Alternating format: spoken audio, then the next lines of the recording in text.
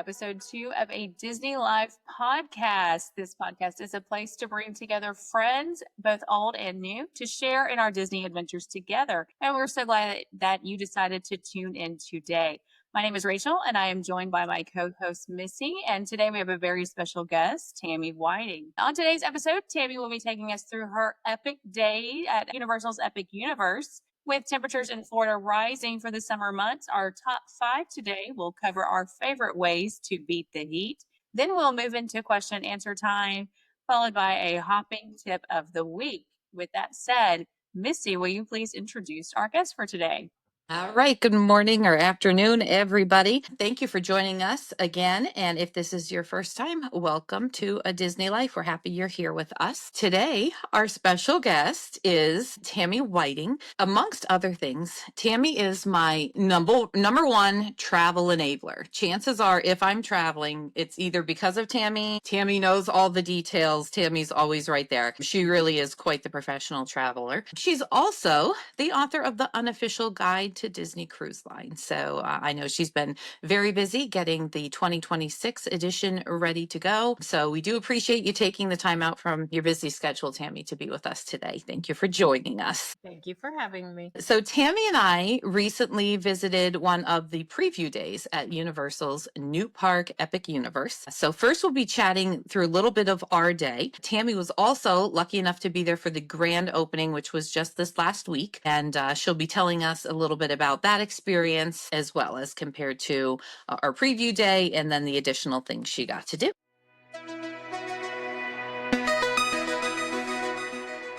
So we stayed at Surfside, which was, we gave a lot of consideration into where to stay. And this time, since it was kind of a last minute, unplanned, not really budgeted for trip, I decided staying at Surfside because of the lower cost would be a little better for this particular time. Universal has such a range of hotels and rates for them that there's really something for everybody's budget there. And for my budget this time, it was Surfside. So we had to decide if we wanted to take the bus, which was available, the free transfer from with Universal, or Tammy lives in the area and had a vehicle. So we opted to have her pick me up. So we got there pretty early before the park official opening, but since we were resort guests, we were able to get in for the early entry. And I thought parking went really well. They had, it's huge parking lots. They're ready for that. You drive in Florida and to theme parks far more often than I do. How did you feel their parking situation and transportation situation is compared to others that you experience? I thought it was good. They have valet parking, yeah, and there's also a large accessible parking at the front. So, but the parking lot's big, plenty of room. And then the buses, we took them at some point during the day, weren't far either. They were in a pretty good location compared to the park. I thought the bus stop was actually much closer than I had anticipated. I guess at Universal, I'm kind of used to having to go through City Walk and then out to the parking area. So I feel like this is a more convenient option than the other parks, even with their transportation. That's true. So at first, when I heard where Epic was going to be located, I thought like, oh, that's, quite a distance. It's different than what we're used to there at Universal. But I think they are speedy enough getting people around that I don't really think it would impact my day, having the park not right there at City Walk with the other parks. That's true. But if you are going to spend a lot of time at the other parks, I would probably, the Epic and the other parks in City Walk are not close to each other. I mean, they're not that far, but it's a good 15-minute at least bus ride. Mm-hmm. So totally doable, but you just have to know that's coming. And I know a lot of people are opting for split stays to be closer to the other parks when they're spending their days at the other parks. And that's interesting to me because I feel like you'd have to weigh the pros and cons there. You'd spend a lot of time packing up and moving from one resort hotel to the other. Are you really saving time overall or not? So I guess everybody would just need to decide independently for your family what'll be easiest for you. But I can definitely see the attraction to staying close to Epic. Well, we did, spoiler alert, we did visit Helios, and we'll talk about that a little later in this episode. But for our purposes, it was a night at Surfside the night before, and then we got there early that morning. So and arriving, it was just so exciting. So there's so much anticipation with a brand new park. We were talking, I think it was on the way in that morning, saying, when was the last time we went to a brand new park? 100% new. We've been to, new lands opening at various places, but in Orlando, it's the first in a very long time. I think 25 years. Yeah, first in Yes. 25 years. So Yes, so that was really exciting. So just the anticipation getting in there even. And then it's laid out so well, I think. I will admit, this podcast is a Disney life. Universal's not Disney. We know that. I know that for sure. Yes, please do not wear your magic band to Universal. Yes. It would not I am like pre-programmed on autopilot at Disney. So I'm much out of my comfort zone at Universal. Not because they don't make me feel comfortable, but because I just don't know Universal parks as well as I do Disney parks. So I did not feel nervous or uncomfortable there at all. I feel like everything is laid out in a way that it's easy to see what's where. They had their cast members all over directing you along the way. Is that what they call them? team members. Team members. They have their team members. Whoops. They have their team members. Disney, right? Disney. That's right. So I know. I'm sorry. I'm pre-programmed. So we did arrive for early entry, which was nice. Of course, this was the preview day, so it wasn't quite as crowded, and not all experiences were open. But I feel like the natural shift once you get inside is to kind of go towards Super Nintendo World, and that's where we started. So Tammy, do you want to tell us a bit about what we did there? Because you know better than I what I did. I do know better than you. Yes, I will say Super Nintendo World has that wow factor when you walk in. And I think most of us had seen the pictures, from California and from other theme parks around the world that have it now. But it's still, you just walk in and go, wow, it's so well done. You're back in a Mario game of your youth or your children's youth. And it's much bigger than it looks in pictures. I thought in pictures when I saw somebody walking in, I felt like, oh, it's all right here. But it's really much bigger, especially with Donkey Kong Country in the back. I thought the same thing. There was more of it than I thought there would be. I don't know why I felt like seeing videos, you'd almost be like squished in there. Maybe it was like because you get under those little things and like you see people. I don't know what they're called, but you know what I'm talking about. Ready? Boom, boom, boom, boom. That right? Yep. So I got like a feeling seeing photos and videos leading up to it that it was going to be a more compact area, but it really wasn't. It covered a lot of space. There were a lot of stairs. There were elevators. There were elevators, but I was like, whoa, my watch is like, hey, are you working out? Like, what are you doing there? Did you happen to notice how many elevators they did have? I know. No. I can think of two. I can think of one for sure. I'm not sure. There weren't a ton of them. They definitely want people using the stairs. They do. You are kind of naturally pulled towards the stairs. There's, you kind of want to go on the stairs because there's so much to see that as you're climbing the stairs and looking around, look over there, look over there. It's not like you're needing to run up and down the stairs. But I feel like the times that all of a sudden there'd be a staircase, there'd also be somebody saying the elevator's over here, the elevator's over here. They are available, especially for where you need them to access rides. So we started with the Yoshi's Adventure. Yep. So we started there. I believe there were steps up to that, but there was an elevator as well. Yes, I think we went up and down for that. But there were. We did. I think, was it a spirally type? It was like a winding staircase, I think, up that one, maybe. Oh, yes. In the queue. Yes, there is a spiral staircase. That's right. Mm-hmm. Yeah. I thought that was a super cute ride. Family friendly. The ride vehicles I thought were comfortable. I'm not a tiny person. I was fine in it. And it was really cute. And it gives you a great view of the rest of that world there also kind of going through it. So yeah. I thought that was really cute. Then what was next? Did we get a snack? I know we walked through to the Donkey Kong area. Like we don't go far without a snack. We just got there. What we do? We ate. We did. We got a snack. We walked through the Donkey Kong area, which is really well done too. Really immersive there. It's good. And then we went and got pizza calzones. Yeah, I think the line was too long. We decided we weren't going to wait for the Donkey Kong ride because the line at the time was pretty long. So we headed for calzones instead. We did. Yeah, the coaster line was too long there, and we got I forget, the calzones had a name, and I forgot what they're called, but they had like a red turtle shell on them, and they were super cute and they were very good. Yeah. I also recall I was very hot already at that point. It was a hot week in Florida for me. I'm from Pennsylvania, so it's been feeling like fall most days here at this point. So I was hot, and I know that we stopped for a restroom break, and they did have water refill station there. So I was refilling water bottle already at that point of the day, and that was not difficult to find at all, a refill station for that. So that was nice also. Yeah, lots of refill stations. And then we did the Mario Kart ride, which was, I thought, also fun. I was a little nervous because I'm old enough that we had, I don't know, like the regular Nintendo, the like rectangular, like, maybe there were 6 buttons on it. I don't know.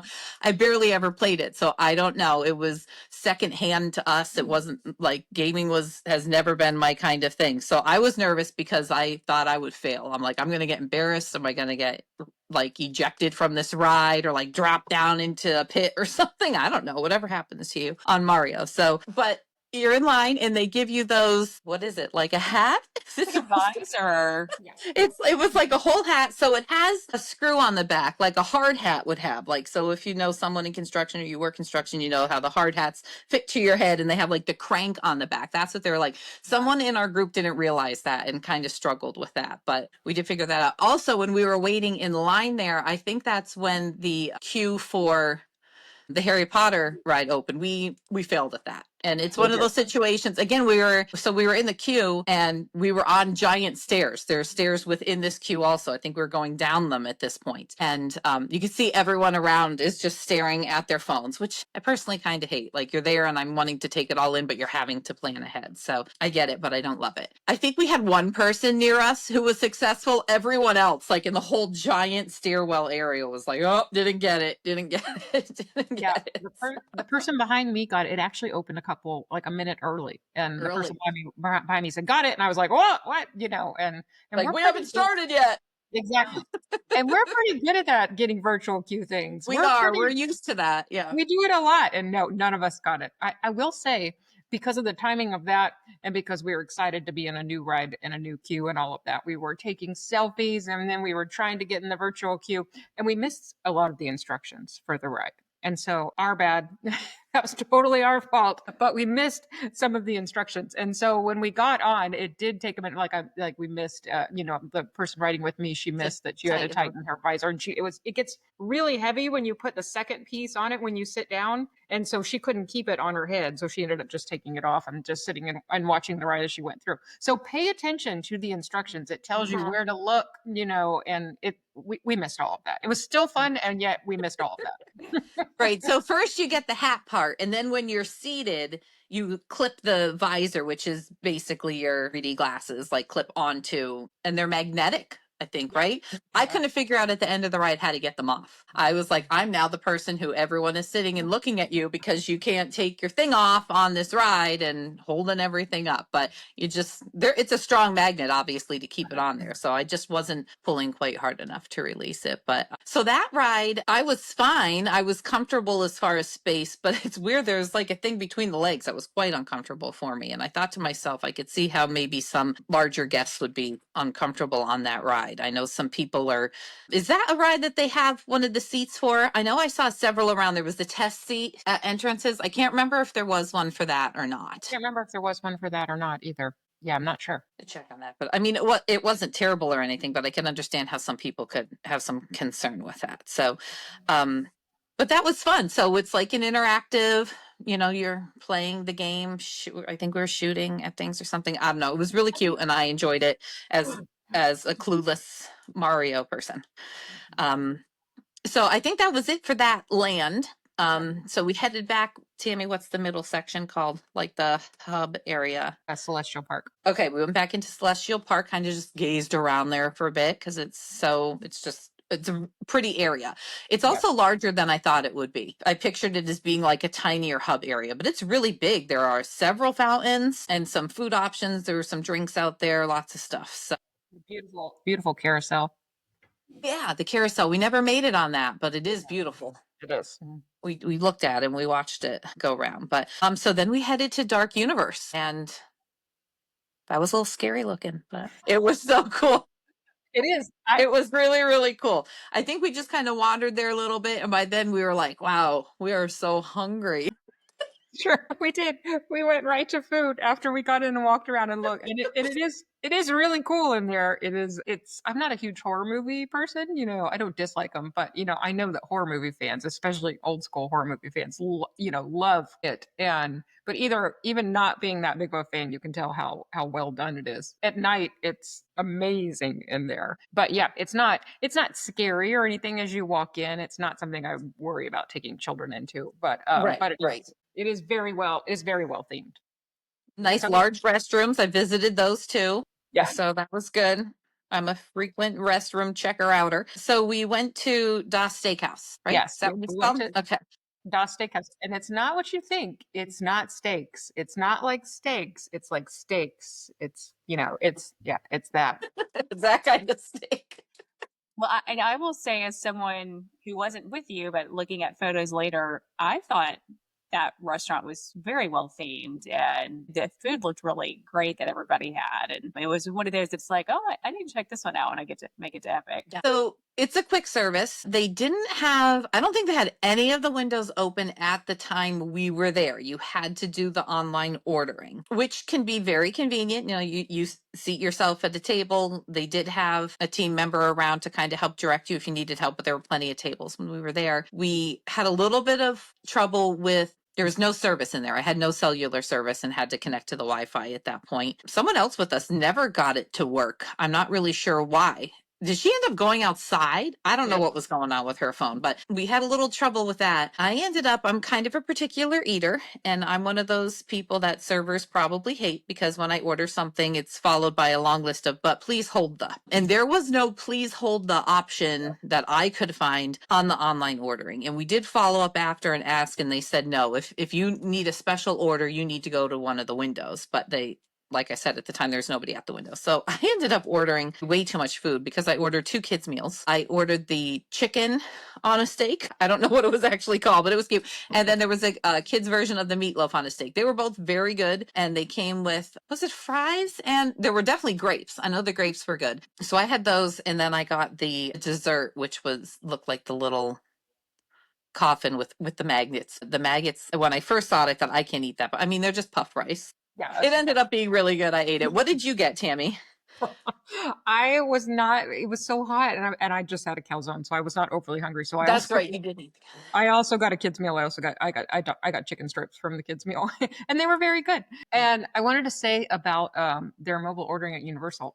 I love the way they do it. It's not like you stand outside and you order and you wait for your order to be done and you go in and you've got your food and you're walking around for a table, or one person's in line if you're not mobile ordering and everyone else is looking for a table. You go in and you find your table and sit down and then you order. In fact, you can't finish your order until you're at your table because you have to scan to get or enter your table number. Your table number, right. I like that too. It Yeah. gave you a little bit more time to take a break and you were comfortable before, and they bring your food to you. So you're not having to wander around with all of your food looking for a table. So that was great. I did love that. At that point, we also decided we were going to get the refill cups. So in the Universal parks, they have the refillable mug options. I think you could do it by the day or for a few days, depending on what you wanted. We were just there for the one day, so that's all we did. We had a little bit of a mix up with they brought the wrong cup, like just the regular single use cups to us instead. So we had to wait a little while, but those cups came in handy because like I said, it was a hot day. We did refills at several different of the freestyle machine refills for not just for water, but we got sodas too, just because, you're on vacation like that. I like to drink more soda than when I'm at home. So we got those and that worked well. And I like that they have the mugs that have the little handle and they kind of like latch close. They don't like securely tighten. I wouldn't fill it with a drink and put it in a bag, but it closed enough that I wasn't spilling it all over the place. That was handy to have too. So, and then after we finished, we walked outside. We had, like I said, it's a frightening land. Tammy was actually attacked. A bee attacked her, a real live bee. I felt something in my hair. I reached up to grab it and the bees or wipe it out. I thought a leaf had fallen on my head and a bee stung me. And I was so sad. And no one was with me. And I ran to the nearest stranger and I was like, my hair. And they were like, excuse me. I don't know At what's that point, I walked out of the restaurant and I looked over, and Tammy's burying her head into the chests of these two people that are standing there. Like, I'm like, what's happening? She got mad, but I had yeah, to so calm down a little and say, I'm sorry, I think there's a bee in my hair. Can you tell me if it's gone? And I looked and it was gone, but it did sting my finger and I was very sad. That is so luckily she doesn't have an allergy. I mean, that's not. I thought about it after that day. I was thinking back on the things we had done. I thought, man, like, I don't even know the last time I can remember anybody getting bit or stung or anything like that in a theme park. They're not usually around. I feel True. like they spray for them more than that or something. So, yeah. So after we got through that trauma, we walked around a little bit in there. They have that really cool windmill that has fire. I'm sure it has a name, and people are cringing hearing me refer to it as that. But Burning Blade Tavern. yes. And we went in the Monsters Unchained queue. Yes. We walked by Curse of the Werewolf. I hate werewolves, and so I had already decided I was not riding anything called werewolf. I don't want any werewolves jumping out of me. And we didn't really know much about Monsters Unchained, and so we got in the queue. And There were steps. There were steps again. There were steps. There were steps. That is true. And the queue is, there's a lot to look at in the queue, so it's well done. But at some point, it gives you a illustrative of what's about to happen, and it's one of those, robot arms where everybody. And it was like I'm like, I do not want something to pick me up and shake me all over like a rag doll. Kind of dread. I mean, I regret now that I didn't give it a try. Yes. Most But of I'm us glad were, yeah. Most of us immediately were like, no, never do that. Yeah. I think only one of us did, right? There were 5 of us in our immediate group that day, and only one of us rode. She loved it. She did, and absolutely she said loved it's it. not. She said it's not that bad, and I've heard that from several other people. You don't actually, it's not. It's less intense than like Forbidden Journey, which has a similar arms, and so I did hear it's much better than we thought it would be. But we waited in the child room. What's the official name for that? I forget. Child Baby swap switch? room. Baby switch room. I don't know. There's a lot of space in there. There was a TV screen that was showing like a flyover of the land. It was interesting to watch. There was a bathroom in there. It was cool. It was dark, and there were seats, like there were benches. So I was like, wow, are these in all the right? Like, this could change my Universal experience here. If I could have a cozy little corner to hide in when people go on rides, I would really enjoy the park much more, because I have motion issues with screens and with wild. I'm a little hesitant with most Universal rides. The first time I was there, Tammy tricked me into riding things I didn't understand what I was getting myself into.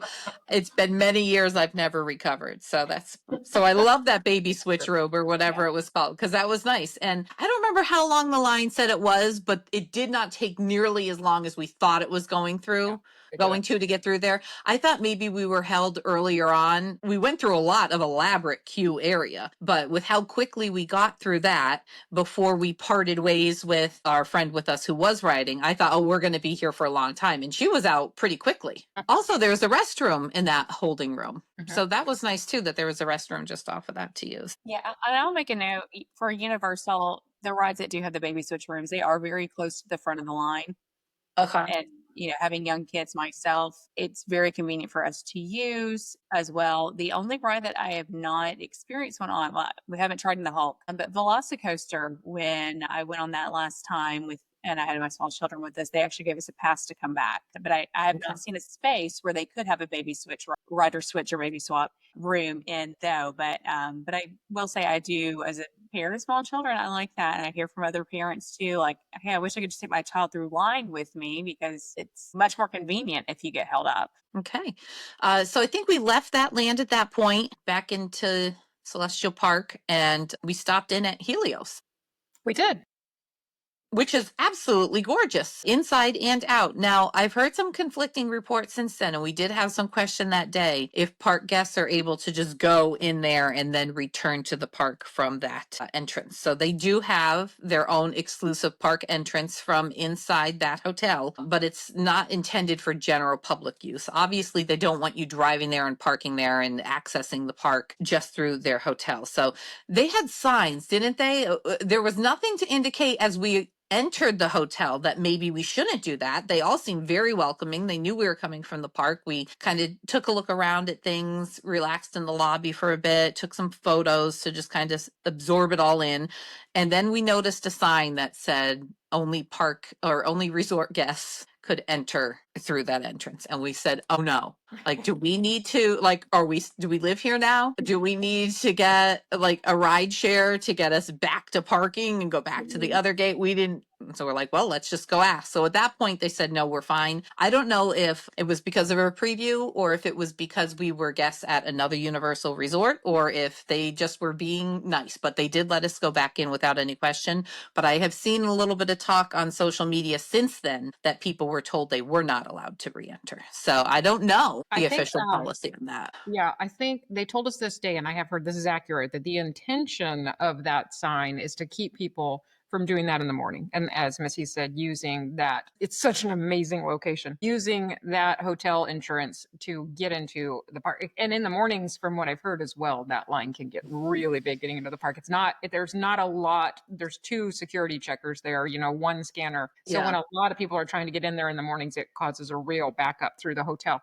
And so that's the real purpose of it, is to keep people from parking there. Although parking there is like 75, it's Very crazy. expensive. It's Very very expensive. expensive. I can't imagine someone doing that.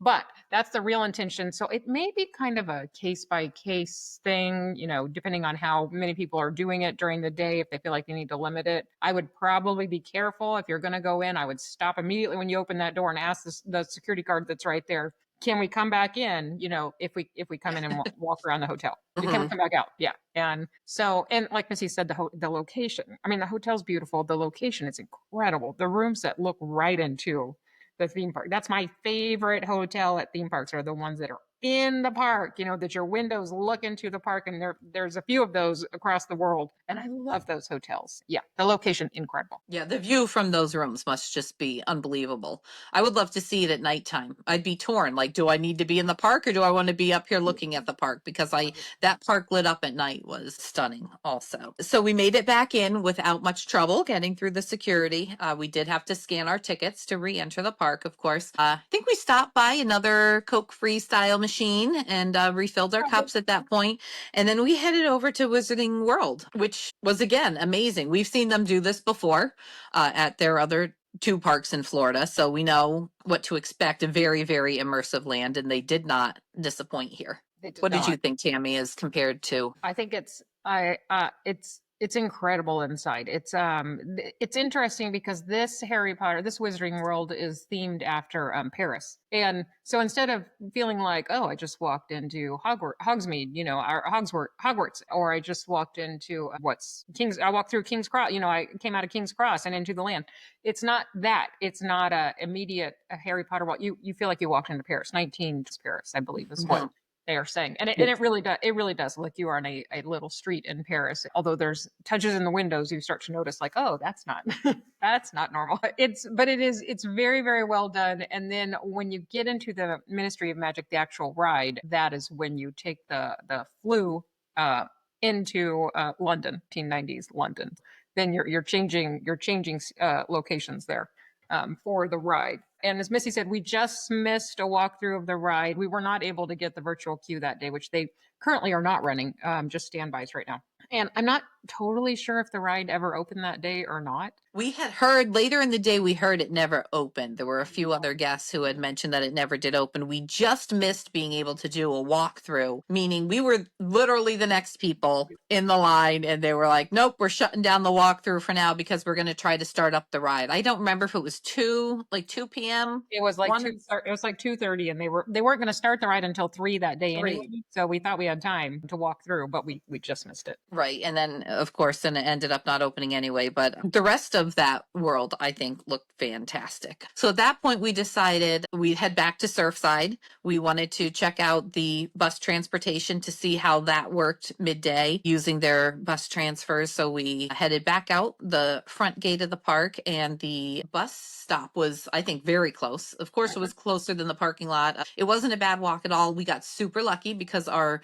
bus was there and loading. So they saw bus coming their way. And again, I think they had signs there, right? Can't remember if it was screens or signs, but we knew where to go for our bus. So it was easy to find where to go on that loop to hop on our bus. And it didn't take long at all to get back to Surfside. And I guess we just laid around. We had very cold air conditioning in We our just room, pulled which is out. how I like to sleep. So I bundled up under my blankets and took an afternoon break. I had flown down just for that day.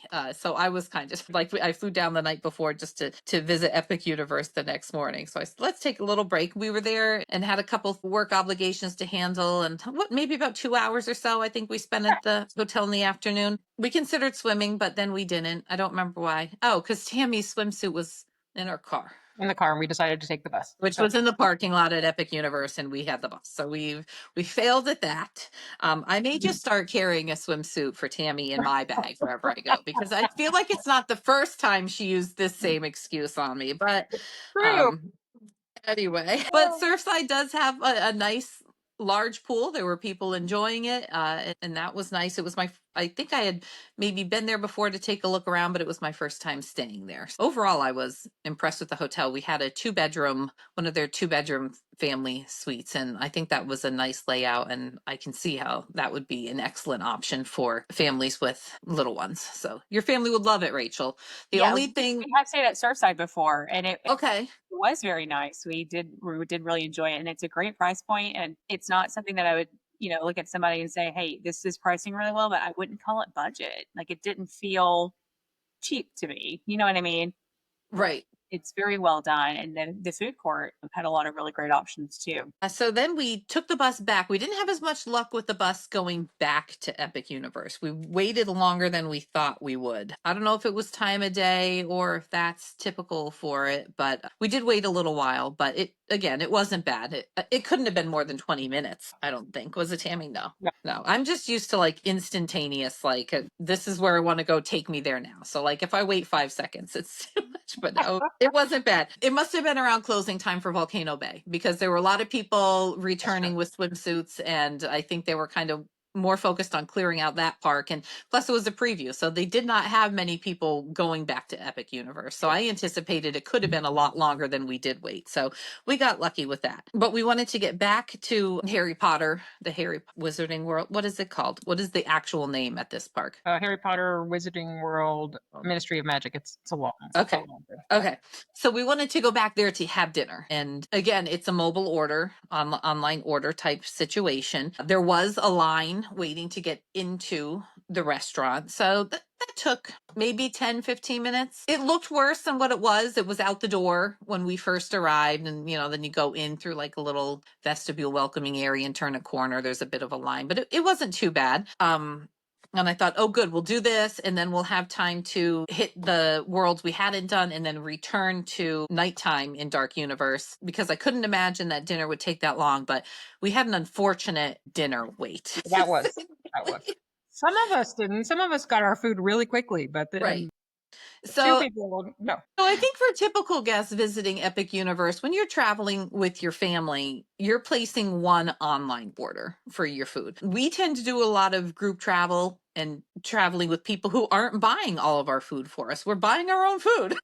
So we had, with the 5 of us, we had 5 individual orders. So we all sat together at the same time at the same table, entered the same table number. Tammy, I think you got yours first. Mm-hmm. We sat there so long, our 5th person ended up canceling her order and saying she didn't want to wait any longer, because I think it was well over an hour. It was.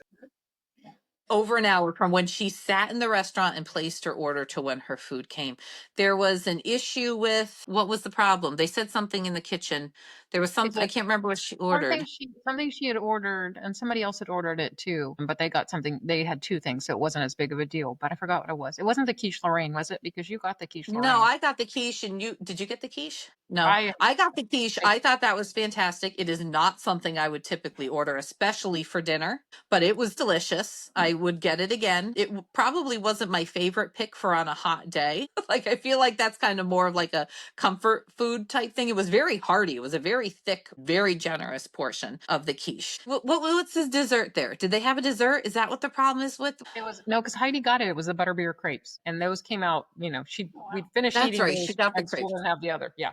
Right. And those were great. She loved those. Well, whatever the problem was, it was a long wait. Again, I think it's because I think it's difficult when you have multiple parties seated at the same table. Obviously, we don't expect all the food to arrive together when they're separate orders, but more than an hour from the time you place the order is more than we expected with that. So that was unfortunate, and it kind of cut a lot into our night because I think it was after 8 o'clock by the time we ended up finally leaving there, and the park was closing at 9. So we kind of rushed ourselves over at that point to Isle of Burke. That's right. I'll Bert. See, I'm learning so much. We took a walk around in there to see things. I think I skipped a part. We had gone in there when we first returned also because we wanted to see a show. Right.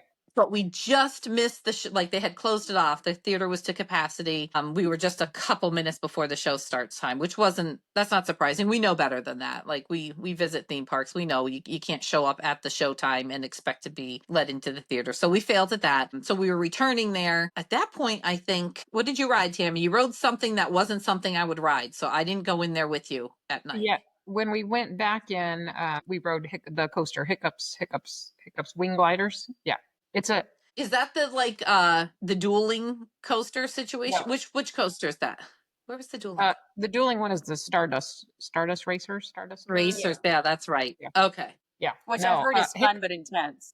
yeah, super intense. Hiccups is more Seven Dwarfs Mine Train, maybe. It's Okay. more along that line. It's very fun, and it zips all through the Isle of Burke. You get some cool views of the Isle of Burke there, but it's a really cute coaster. Okay. And then after that, it was park closing. We headed back to the car. We did take some time to look around at the fountains. At nighttime, everything is all lit up once it got dark. So that was beautiful. It was nice to see. I'm sure that's going to be an impressive area for guests to see at nighttime. So that was our preview day. Was there anything you experienced for your grand opening day, Tammy, that you didn't experience the first day with me, or that was better or worse? Or like, tell us what notable things happened. Yeah. See any famous people? Like what happened on that? We did see famous people. Tell us all the grand opening deets. That's what we want to hear. Spill the tea, Tammy. All right. So for grand opening, we had the day there from, I think it was 9 to 3. And they had buses going back to the hotel at 1 o'clock or at 3 o'clock. And it was 99 degrees out. And we all thought we were going to be done at 1 o'clock. We were not. Actually, we stayed till 3. We were enjoying ourselves so much in an empty park. But for the first couple hours of the day, they were herding us around in little groups of like 12 people. And we had to stay with our group that they had pre-assigned us to. So we weren't necessarily with who we'd come with, but they were trying to keep us. I don't think they trusted us around like Gerard Butler. I think they thought we would all stalk him, which we may have Which done. you probably would have if they gave you that ability. It is possible. And to keep us out of certain areas while they were filming things. And so they kind of closed different lands at different times during the day. And they had that schedule. And that's why they were taking us around like that.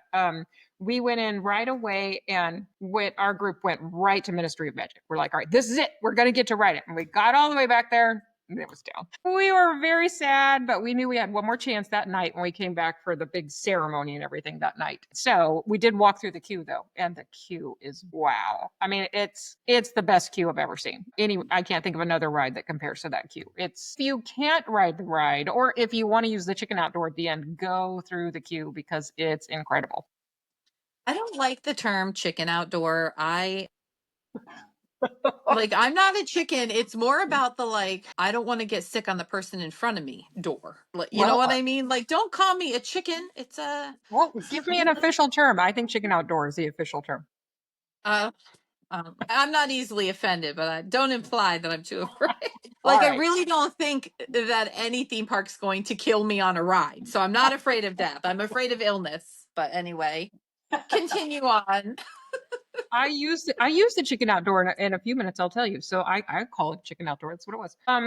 The wait. So we walked through the queue, took a million pictures because it's so good, and then we exited and we decided we wanted to stay in that land in the hopes that it would open Ministry of Magic before the land closed to us and for some filmings and whatnot. And we went to see the show there in the Wizarding World, Cirque Arcanus. I think I'm saying that wrong, but I think that's what it's called. And it's a Fantastic Beast kind of storyline, and it's not what I was expecting, but it was really good. The puppetry is incredible. There are a few like jaw dropping, like, whoa, how did they do that kind of thing? Really good. Yeah. So we enjoyed that. We left there and still no Ministry of Magic. Actually, I should say, we were in the queue taking pictures and everything. A workman came through with his belt on, and we were all like, oh, let him through, let him through. But apparently he did not fix it.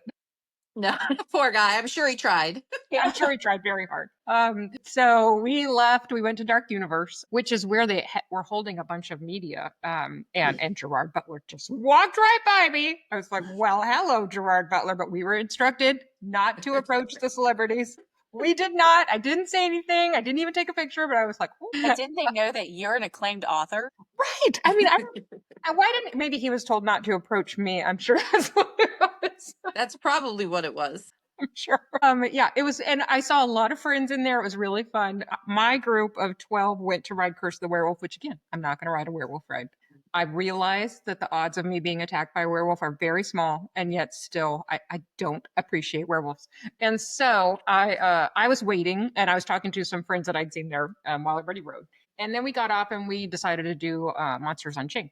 So I said, oh, okay, great. I've heard it's not as bad as I thought. It'll be great. So I was walking through the queue, and I mentioned to one of my friends that was in the queue with me, I said, oh, I didn't do Curse of the Werewolf. I said, because I don't like werewolves. And he kind of went like, you know what's about to happen? And I said, yeah, we're on a Frankenstein ride, right? I mean, this is Frankenstein. He was like, do you want to know the truth? I said, yes. Tell me the truth. And apparently, there are werewolves in this ride that jump out at you. He said at one point, one runs right at you and ends up 3 feet away from you. And I was like, oh, no, I'm out. I am out. No. Well, that's a good friend that he saved you like that. And I have questions for our friend that did it and said I would love it because she knows better than that. So I got to the end and I was like, nope. I said, where's the chicken outdoor? And I went right for the chicken outdoor and I sat in that lovely little room that we'd sat in before and waited for everybody to ride. And because a few of them had heard that I didn't ride because I didn't want to see a werewolf, when they got off, they all went, oh, you should not have ridden that. That was such a good decision. They said they may not have noticed them as much, but they were thinking about them because I had just talked about it. Then they realized how many werewolves there were on that ride. So just so you know, anybody else doesn't like werewolves, there's werewolves on that ride. Let's see. I didn't get stung by a bee that time. Nobody knew that I, so it was a good experience in Dark Universe. We left there and went to Super Nintendo World, where right away we did Yoshi's again. I don't know why we do Yoshi's first thing when we walk in there, but we did Yoshi's again. And that was cute. Super, super hot out there. Yoshi's is out in the sun, for half of it or more. And you're just baking while you're riding. But it is a really cute ride. Kids would definitely like it. You're searching for eggs while you're riding. There's little egg buttons in your vehicle to light up. We finished that, and they had said we were released from the groups. I think most of the big show tapings, like the Today Show, had finished taping and things like that. So they trusted us out on our own. And there were a lot of the Weasley brothers were there that day, and there were a lot of really cool tie-ins. I was hoping Eddie Redmayne would be there since we had the Fantastic Beasts, show and everything there, but he was not there. I don't think I never heard if he was there. So we met up with some of our other friends and we started looking for a restaurant. And I had heard several people say that Pizza Moon is delicious and is wonderful pizza. And so that was our goal. But we got there and it was closed until noon and it was 11:15. And that's inhumane. We can't wait 45 whole minutes to eat lunch. And so we went back to Nintendo World and we ate in Toadstool, which is similar to Das Steakhouse in that there's a ton of seating. They prefer you mobile order, and there are some counters that you'll pass by as you're winding through to the restaurant. But there's only a few people there, and they're encouraging you to go sit down and mobile, which is what most of us did. But there were a couple of people that had gift cards, and so they went back to the counters and did order. So you can order, but they just prefer you to mobile order. Okay. So I sat at the table, ordered. The food is adorably themed. So cute. We have my hamburger had a little Mario stuck in it that, you could take with a little Mario toothpick. And my dessert came in a little cube, and inside was like it looked like a coin from Mario. It was a chocolate covered Oreo, but gold chocolate covered Oreo. Really, really cute. And one of our other friends ordered the Princess Peach's cake. Thought she was ordering one cake, did not realize the Princess Peach cake is like this big. It's like a celebration cake. Wow. It's a big Cake. So we all intended for multiple friends. It's a friend. Okay. We laughed and laughed when that came out. We started saying it was her birthday. The server stopped by to say happy birthday. We were like, no, it's not really her birthday. It just feels like it with this giant cake. But it was good. I think everybody liked what they had there. It was a good option. And like I said, it's really big inside. So lots of seating. We went back to ride the Donkey Kong ride in Donkey Kong Country after that, but it was down. So we ended up walking around the land a little bit more. Mario and Luigi were out meeting people. Princess Peach was out later that night. Oh, I think Donkey Kong. I think that's when we saw Donkey Kong too. We took a picture with Donkey Kong. He was fun, huge. He was really fun. Let's see. Okay, we left there after that, and it was about 1:00 there, and that's when we decided we weren't done. We wanted to stay longer. So we went to Isle of Berk, which I don't know if we said when we first talked about. Isle of Berk is so impressive, and I haven't seen How to Train Your Dragon in years, and yet I still just walked in and was like, wow, it's so well done.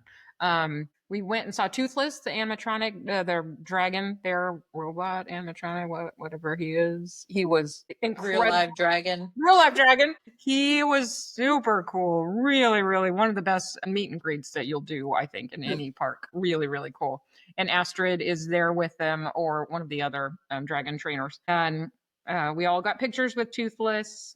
And we came out, and as we were walking towards Hiccups to ride the coaster again, Gerard Butler walked by again. I mean, like He's he was following you again. What's with that guy? like he was following us. And this time he was with Mason Thames and Nico Parker, stars of the new version that's coming out this year, the live action How to Train a Dragon. And they were all together, and they went into the restaurant, and they were taking pictures with the creator of the whole thing, and I've forgotten her name. But it was really cool to see them all. And, they were there having a great time. They'd been there a long time too, obviously. And we got on Hiccups. There was no line, so we rode it back to back. We got to the end and we're like, woo, let's do it again. And we kept doing it. And that was fun. And then we hopped on a bus. At that time, it got to be 3:00 pretty quickly there. And we hopped on the bus back to our hotel. We were staying at Aventura. It was 15, 20 minutes back over to Aventura. It's about what you can expect, I think. Had a few hours off before we went back for the big ceremony and everything. So that night was the big grand opening ceremony. They'd invited a ton of celebrities. There were politicians there, Saturday Night Live stars, lots of people we recognized. And as we walked in, they had a blue carpet, and they put all of us on one side of the blue carpet and the celebrities on the other side of the carpet. Do not cross this line. Did not trust us again, apparently. But we went into the park. They had food stations set up everywhere, and drink stations and bars, and it was a really fun evening. It went really quickly. I thought, we've got 4 hours here tonight. We have so much time to get things done, and we ran out of time so quickly. We went right to Ministry of Magic, and about half the people that walked in and got in the queue. It was open. We were like, yes, got in line, waited, and about 30 minutes, and suddenly we stopped moving. And we went, uh-oh. Uh-oh. Uh-oh. And we had a friend that was on, and she had gone 5 feet, and it stopped. Oh. Yeah. So she was texting us saying, yeah, I'm just sitting here on the ride. So we waited another 30 minutes before we said, all right, we don't want to spend, the 2 hours of our 4 hours in here. And so, yeah. So we were very sad. We didn't get to ride it. It's got some problems right now. But having said that, there are many rides that have opened like that, that are Rise the Resistance at Disney and whatnot. Had a lot of problems, those first few months, several weeks, where they were getting it, together. It occasionally happens, I think. You never know. Right.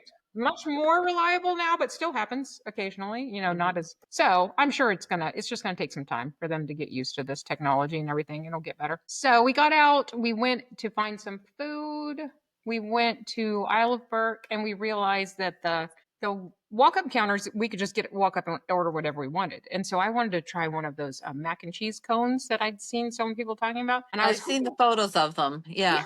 they're super cool looking. And I was hoping they would have little ones that we could try. Oh no, they handed me the giant. Giant. Here you go. Yeah.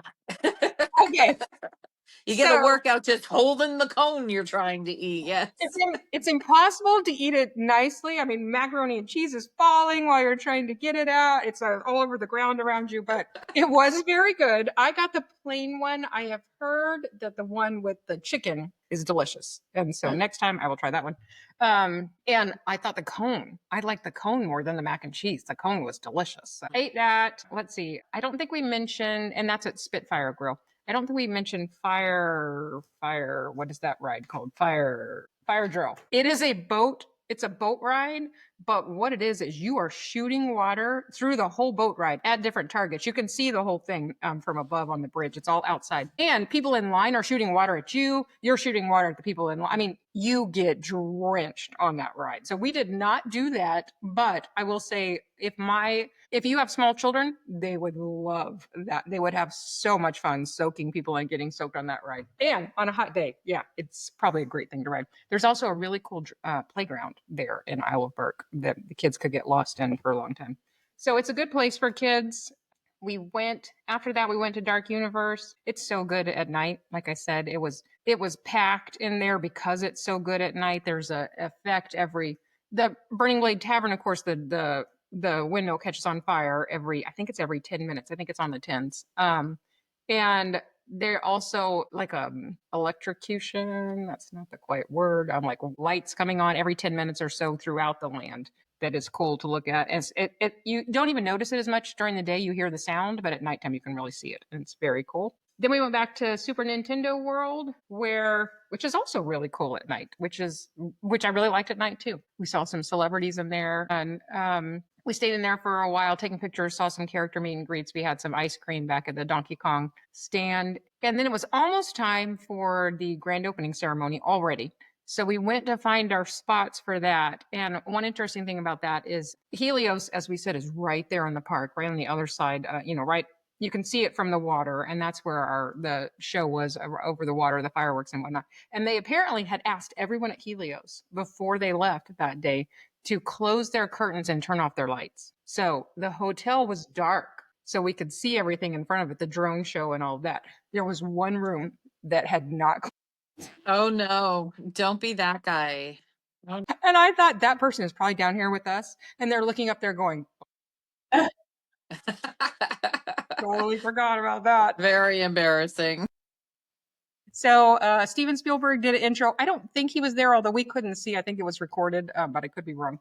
And they started the fireworks show with drones. They spelled out epic with the drones. It was really cool. And then afterwards, we all made our way back to the buses. It was a super fun day. And the next day was the actual grand opening day, which I heard went very smoothly, although Ministry didn't open until later in the afternoon. It did open at some point, and I heard the actual grand opening day was really good. Are the drones something that are normally part of a show there? No, that was just a special. I love drone shows. I wish we can get some more drone shows. Yep. I know. Fireworks and drone shows are not normal for Helios, but they were awesome. Okay. All right. Well, thank you for sharing all of that with us. I'm looking forward to getting back there again eventually, not in the summer heat.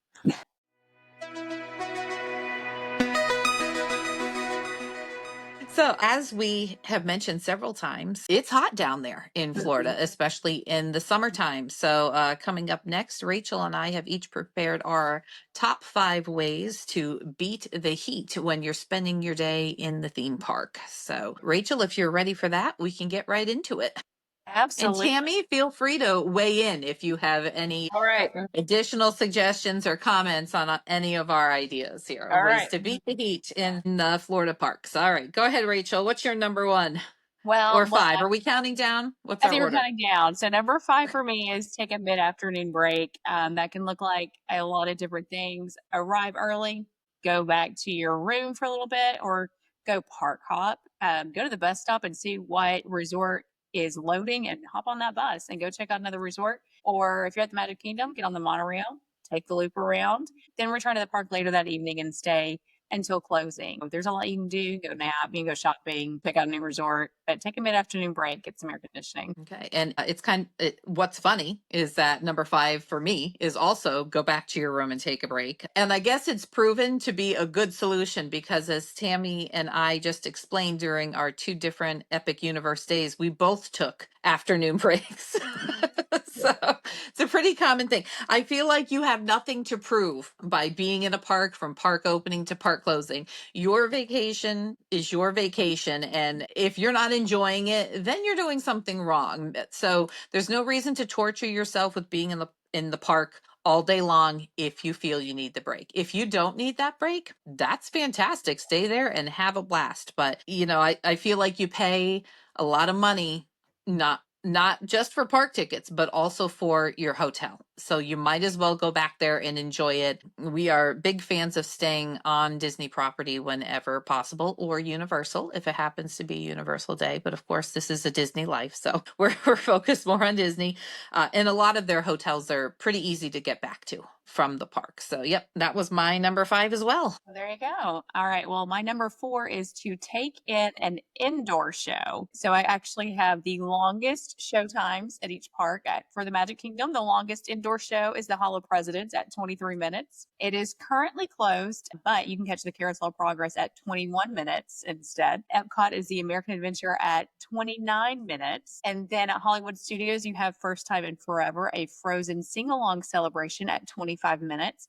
Now, that is the longest indoor show. The Indiana Jones stunt show is actually the longest one, but I do not count that because you are still in open, sweltering air. So I want to be shivering during this time. And then Animal Kingdom, you've got Finding Nemo, The Big Blue and Beyond, which is 35 minutes. I think that's the longest show on Disney property. So take in an indoor show and freeze, and some people catch a nap during those too. So you're more than welcome to. As long as it's dark, no one will know you're napping, Absolutely. right? Let's hope. Let's hope. Okay, so indoor rides and shows was not my next one, but I'll skip ahead to that just to continue with the theme here. I think one of the great things about Disney parks is that there are so many rides that are inside. It doesn't have to be a show to be an indoor attraction. So, head to the Haunted Mansion and cool down in a dune buggy for a few minutes, or there's an endless number of rides in the parks that you can opt for to get a little bit of a break. So I would recommend, if you can try to strategize your day going back and forth between things that are outside and things that are inside, that may help you be more comfortable overall than to just try to get a break for a few minutes here or there. Absolutely. And that's even if, the ride is in like Spaceship Earth, the ride is inside. It's a long ride, but the queue is outside. So that can be kind of miserable. So I look for a lot of times, where is the closest indoor queue, and go through that, even if it's a quick ride. Jungle Cruise during summer heat months is not something that I ride midday because you are outside the entire time, and it can get very, very hot very, very quickly. Good and point. The boats do not move very fast. And at the end, the loading zone gets backed up, and you can get miserable doing that. So Jungle Cruise, early morning or later in the evening, that's when I ride that one. Now, Tammy, she mentioned Spaceship Earth. I know you're such a huge fan of that ride. If you ask Tammy, she'll tell you you'll get like a 3 or 4 hour break on that ride because it always seems to take a little longer than Tammy thinks it's going to take. Very long ride. Not that she doesn't love it. There's No, no Spaceship Earth hating going on here. No. Just saying that does give you a nice long break there. All right, Rachel, what's your next one? So my next one is actually pool time. That's all I'm going to say about that one because I have a feeling it's going to come up again. So just pool time. What do you know? I had pool time on my list also.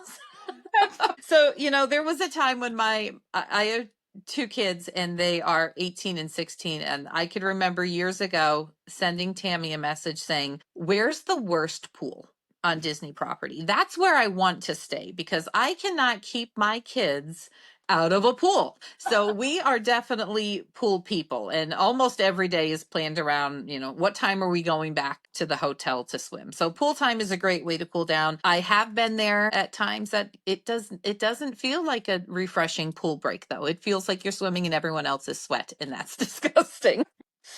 But you usually can't go wrong with a pool break. So I'm right there with you on that one. All right. What do you have next? This one is Epcot specific. It is Okay. my favorite park, but just go with me here. Take a break by visiting the Land Pavilion or the Living Seas with Nemo and Friends Pavilion. At the Land Pavilion, you've got two rides. You have Sunshine Seasons. You can get a snack. They have an excellent pastry cabinet there. So you could easily spend an hour and a half, 2 hours just relaxing, taking your time, snacking. Garden Grill is also there if you wanted to get a reservation there. Then you have a character meal in that too. Seas with Nemo and Friends. I find the queue to actually kind of be a little bit stifling sometimes. Sometimes it's like the air isn't circulating through all It's there. not Other times, moving.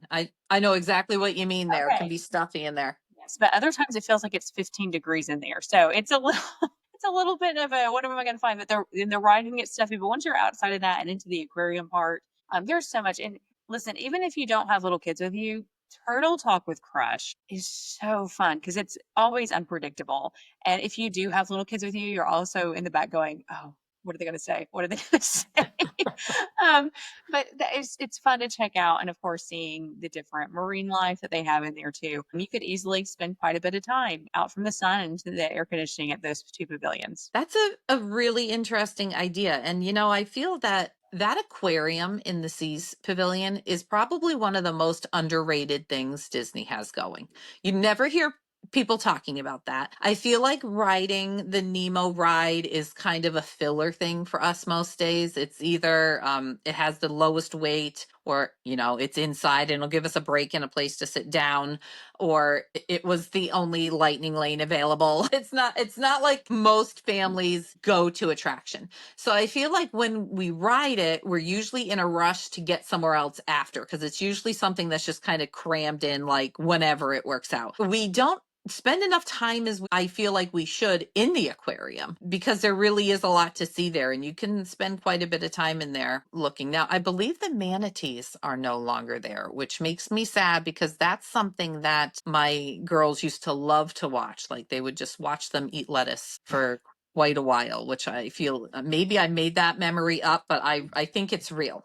I thought I they think we I thought they brought a manatee back. I thought they moved out the other manatees and brought a new one. I could be totally wrong. Maybe they did. I heard that the manatees were leaving, but I did not think, like I said, it's kind of like a forgotten thing at the parks. Most people aren't, it's not like the top thing on their list. So I'm going to check into that, because I'm curious if manatees came back or not. I know they've been there for a long, long time. So that's a good one. But that was not on my list. So my next one is kind of similar to what you said about taking a break in the room, but I'm going to go with going to any resort that you can get to easily and just taking an afternoon break to have lunch in one of their quick service locations. Usually the theme park dining can get a little bit hectic for quick service in the afternoon. And I feel like it's the time of day you're most likely to encounter hangry people. So I think a great way to avoid that is to just kind of get out of there, take the monorail, take a Skyliner, walk, even hop on a bus to wherever you want to head to, and visit one of those quick service locations. When we're at Magic Kingdom, we often will spend time over at Wilderness Lodge, because you have a nice little ferry boat ride to get over there. Even the villas building there, the Boulder Ridge building, they don't have food in there, but they have that nice little lounge, not a bar lounge, but just a room, like a parlor, maybe you call it. I don't know what you'd call it. It's where the train is, and there's checkers in there and that kind of stuff to do. I think Wilderness Lodge is a popular place to go in the winter months when it's cooler. People are thinking fireplaces and relaxing, but it's very cold in there when the air conditioning's on in the summer. So I think that's a great place to hang out. Yeah, I love that one, and we ended up at Animal Kingdom Lodge a lot too, because I think their quick service is so unique, and you can see the animals, and there's a lot to see and do inside of there too. So Mhm. we end up at that one a lot of times too, if we have the opportunity to go. All right. Are we down to your number one? Down to number one. Okay. All What right, do you so my got? number one is to make a late lunch sit down dining reservation. Okay. And that the reason why that because when you have a table service reservation, unless you're at a buffet, if you're at a true sit down location, you can expect to spend about 2 hours there. So grab a big breakfast, grab a snack, and then make a reservation for about 2 p.m. and have a late lunch, and then just have time to cool off and enjoy your food, enjoy your meal before getting back out. And by that point, hopefully The temperature's cooled off about a degree at that point, and you can enjoy the rest of your evening. All right, good plan. I like that. My last one's a little bit similar, but my suggestion rather than lunch is ice cream. Get yourself something cold to eat. Have some ice cream. Find somewhere that has Dole Whip. Something cold to eat could be refreshing for you. Now, you might want to scout out a cool place to eat it prior to purchasing it because it will melt very quickly. But you have the Plaza ice cream there at Magic Kingdom. You have options for Dole Whips. When you're in Epcot, of course, you can pretty quickly get over to Beaches and Cream, or even from the studios, you can get there. So there are a lot of ice cream options. Even if you pick up a Mickey ice cream bar, one of the novelty bars, something like that to help cool you down can help give you the push you need to get through a hot afternoon. But again, I totally think you should take a break and go to your hotel. So And of course, with that too, we didn't mention because these are, our other ways, but please stay hydrated during these summer months. I think we would all recommend take a stainless steel cup with you, and your resort has a free water filling station there. Get ice, even if it's a freestyle machine, you can get ice and water from it without having to have a special resort mug or a chipped cup. So please stay hydrated during these next couple months. And a lot of quick service locations, you can easily get a cup of ice water. They're always happy to hand it out. But if you see a fountain drink machine, even like at a popcorn stand or anything like that, ask for a cup of ice water. It'll be free for you. A lot of times in the summer months, the quick service locations will just have a tray out at like the pickup stand. So you can just go in and grab them too. back in the day when I was a kid, I feel like I never drank water. Like, I think I drank iced tea or soda or all of the unhealthy things they say you shouldn't drink now. The kids these days and their Coke Zero, Tammy and her Coke Zero. We know Tammy has her Coke Zero handy, but kids these days in their Stanleys or their, what do they have? Hydro Flask or Awalas. Every time we're going somewhere, it's okay. What type of water canteen are you taking with you this time? That usually when we go to Disney these days or Universal, we're taking our Britas with us because we have well water at home, like from our own wells. So we're not used to the taste of the more chlorinated water you get places. So taking a Brita bottle can help also. But all of the parks at this point are going to have refill stations or water fountains where you can fill a bottle. So definitely plan on bringing one along with you. Yeah, and a lot of places too. I know we always talk about sulfur water with Florida. A lot of places do have filtered water. I find it more often than not. I need to start making a list of where you definitely can get filtered water. I think that would help people Right. out too. Yeah, that'll be a help. Yeah. All right, very good. That was a fun fast five there.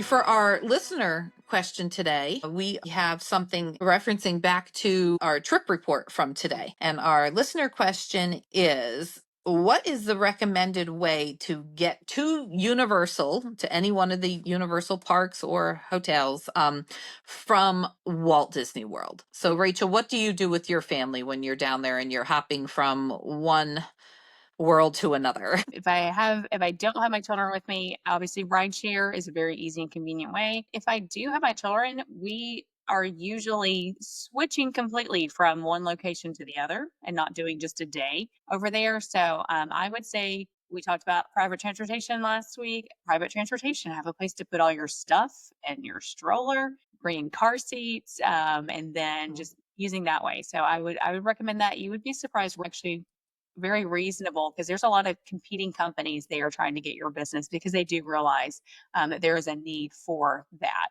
What about yours, Missy? What do you have? I think we're probably going to see an increased need for it also now that Epic Universe is open. And obviously I chat about traveling with people quite a bit. And I've talked to a lot of people lately who just want to go for a day. A lot of people don't know there is an option that you can prearrange with Universal, that they will come in the morning and pick you up at your Disney Resort hotel and take you to Universal and then back again at the end of the day. You schedule your pickup time both ways ahead of time. And it's $43 an adult and $37 for kids to book ahead of time. So that kind of takes a lot of the hassle thrill and waiting out of it for some people. If you're someone who doesn't travel a lot and you get a little bit nervous about waiting for a ride share or who your driver may be, or if the car will be as clean as you expect it to be and that sort of thing, having this prearranged option could work out really well. Yeah, that is a great idea. And I will say Universal, they are very understanding that there is another business in town. So Hmm. Universal does a really good job of saying, hey, we get it. You are coming to Orlando and you're probably going to go to Disney too. We still want your business and we want to do whatever we can to help you get here and make it more convenient for you. So I'll give major props to Universal for that. Like they understand that people are not just there to go see Universal. I think they're hoping Epic Universe changes that quite a bit in a lot of people's minds, but they understand, hey, let's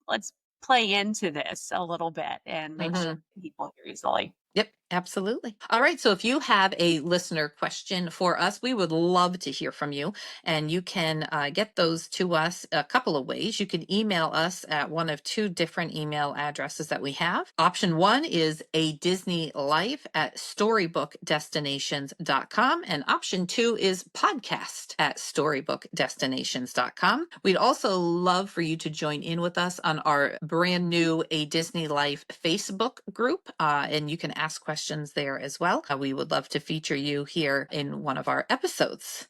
Absolutely. Uh, Yeah. And also, if you are listening to this podcast, we will be posting photographs from Epic Universe onto our Facebook page so you can follow along and see the locations that we were talking about today.